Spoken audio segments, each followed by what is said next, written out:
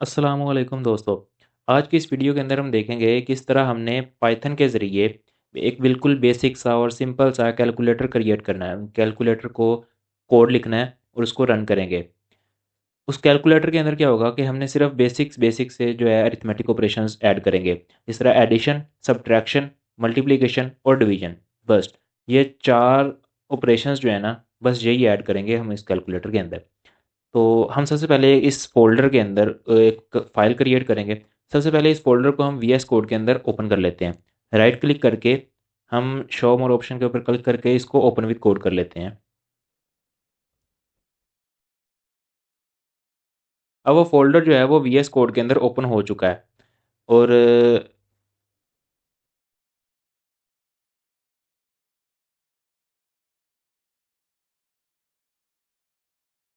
अब ये folder V S code के अंदर ओपन हो चुका है। अब इस फोल्डर के अंदर हम ये यूट्यूब नाम का एक फ़ोल्डर है, इसके अंदर हम एक फ़ाइल क्रिएट करेंगे, पाइथन की फ़ाइल।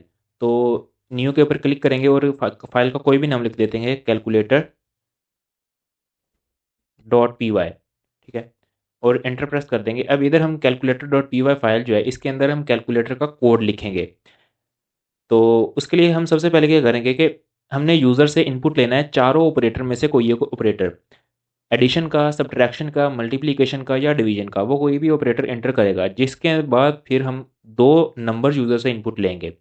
वो जोन से भी दो नंबर इनपुट करेगा, वो ऑपरेटर पहले उसने सेलेक्ट कर लिया होगा, उस ऑपरेटर की बेस के ऊपर इनपुट के जो कैलकुलेशन हो जाएगी। जिस तरह सबसे पहले अगर यूज़र ऑपरेटर एंटर करता है प्लस का, ठीक है, एडिशन का, और उसके बाद नंबर दो एंटर करता है, 5 और 3। तो एंटर प्रेस करने पे जो आंसर आना चाहिए ना, वो आना चाहिए 8। क्यों 8 आना चाहिए? क्योंकि 5 और 3 को प्लस करके क्या आंसर बनता है? 8 बनता है।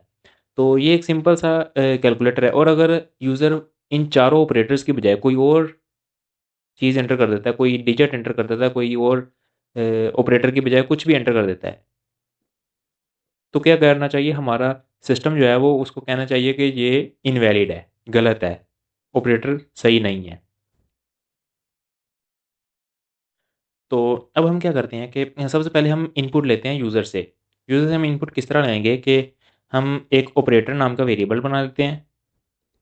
ऑपरेटर इज़ इक्वल टू, अब ऑपरेटर के अंदर हमने क्या लेना है? इनपुट लेनी है। तो इनपुट लेंगे हम, इनपुट इज़ इक्वल टू, कौन सी इनपुट आएगी? इनपुट आएगी इनपुट के इंटर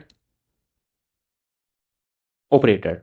ठीक है, और हम इधर लिख भी देते हैं आसानी के लिए कि कौन सी ऑपरेटर होना चाहिए, प्लस का, माइनस का, मल्टीप्लिकेशन का और डिवीजन का। बस ये ऑपरेटर्स होने चाहिए, इनके अलावा कोई और ऑपरेटर नहीं।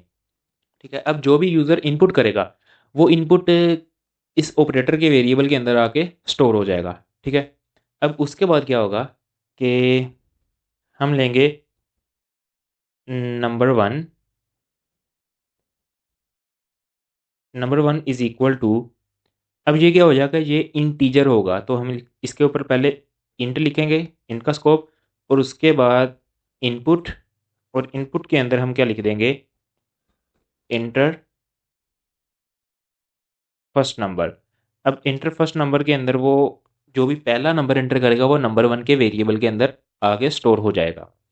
और उसके बाद हम लिखेंगे number 2 is equal to int input, और इधर हम कर देंगे इंटर सेकंड नंबर। जस्ट ये चीज़ हमने करनी है। हमने 3 काम अभी तक किए हैं। एक ऑपरेटर है कि सबसे पहले हमने यूज़र से ऑपरेटर कौन सा इनपुट लेना है, उसके बाद हमने नंबर 1 इनपुट लेना है और नंबर 2 इनपुट लेना है। अब इसके बाद जो काम आता है ना, वो हमारा आता है लॉजिक का काम, कि हमने इफ एल्स की कंडीशन के साथ देखना है कि कौन सा ऑपरेटर इनपुट हो, तो उसके बाद नंबर्स के ऊपर कौन से ऑपरेशन को हमने अप्लाई करना है। लेट्स सपोज कि ऑपरेटर अगर प्लस का आता है, तो हम इधर कंडीशन लगा देंगे कि if operator double is equal to plus का है। ठीक है, मतलब कि ऑपरेटर अगर है प्लस का, ठीक है, उसके बाद क्या करेगा? एंटर करेंगे हम, तो हम लिख देंगे प्रिंट नंबर 1 प्लस नंबर 2। ठीक है, हम कर देंगे if operator plus is equal to double is equal to plus, तो प्रिंट कर देंगे नंबर 1 प्लस नंबर 2, ये हमारे पास आ जाएगा। और ये क्या होगा, सम। तो हम इधर एक चीज़ और एडिशन कर देते हैं, हम इधर लिख देते हैं सम इज, ये करके कि इन नंबर्स का सम क्या है, नंबर 1 प्लस नंबर 2, उनको प्लस करके वो इधर रिजल्ट शो कर देगा। अब दूसरी चीज़, अगर तो ऑपरेटर प्लस का है तो फिर ये काम होना चाहिए।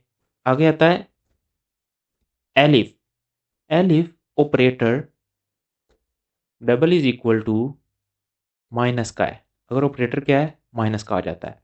अगर माइनस का आ जाता है तो फिर हमने क्या करना है, फिर तो हमने डिफरेंस करना है। तो उसके लिए हम कर देंगे प्रिंट, सॉरी,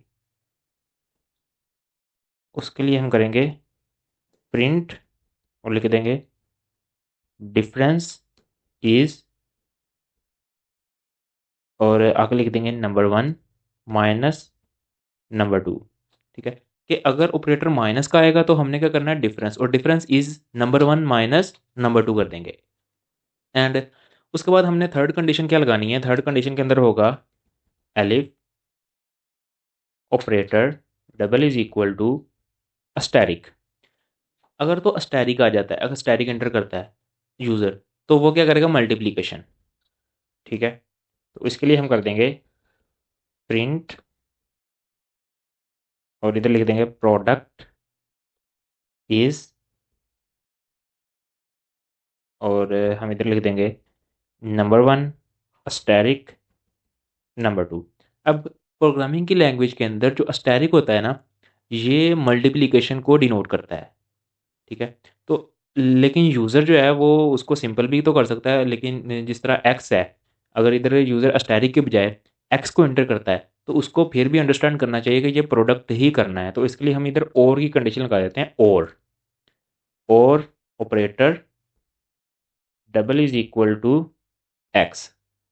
कि अगर ऑपरेटर स्टैरिक आ जाए तो भी ठीक है, लेकिन अगर एक्स लिखा जाए तो एक्स का भी एक मल्टीप्लिकेशन का सिंबल है ना, तो फिर भी ये मल्टीप्लाई की तरफ चला जाए। और की कंडीशन लगा दी कि ये भी चल सकता है, ये भी चल सकता है। उसके बाद हम चलते हैं एक और, elif operator double is equal to division. Division, तो तब क्या करे, जब ऑपरेटर को डिवीजन करना है तो फिर क्या करे, प्रिंट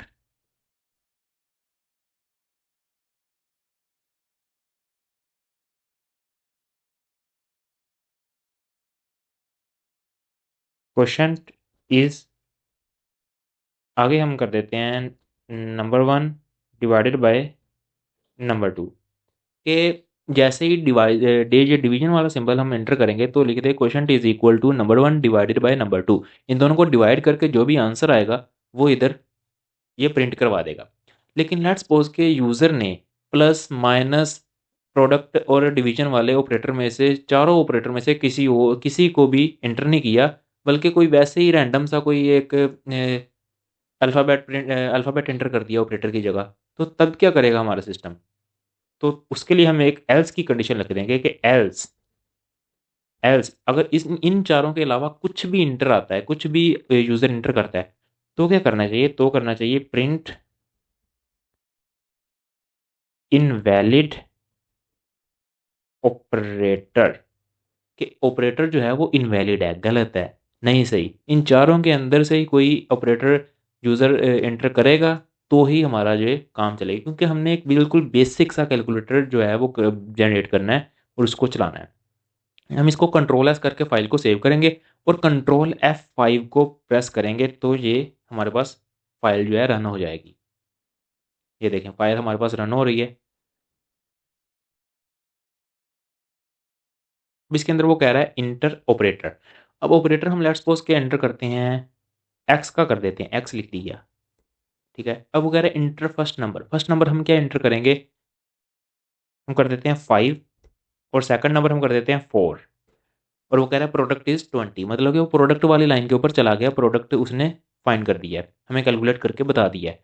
अब लेट्स सपोज इसको हम दोबारा रन करते हैं कंट्रोल F5 से, और देखते हैं कि हम कोई और ऑपरेटर, कोई और ही नंबर दे देते हैं, कोई और अल्फ़ाबेट दे देते हैं ऑपरेटर की जगह पे। लेट्स सपोज हमने ए कह दिया, ए, और उसके बाद हमने कह दिया इंटर फर्स्ट नंबर 4 है और सेकंड नंबर 5 है, तो वो कह रहा है इनवैलिड ऑपरेटर।